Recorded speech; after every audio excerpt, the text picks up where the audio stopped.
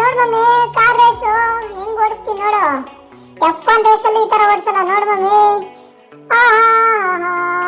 ನೋಡು ಹಿಂಗೆ ನೋಡಿ, ಕಾಲ್ ಮೇಲೆ ಎತ್ತಿ ಓಡಿಸ್ತೀನಿ ನೋಡಿ ಇವಾಗ. ಅಯ್ಯೋ ಬ್ರೇಕ್ ಹಾಕಿದ್ನ ನೋಡ್ ಮಮ್ಮಿ. ಇವಾಗ ಮತ್ತೆ ನೋಡ್ ನೋಡ್ ಓಡಿಸ್ತೀನಿ.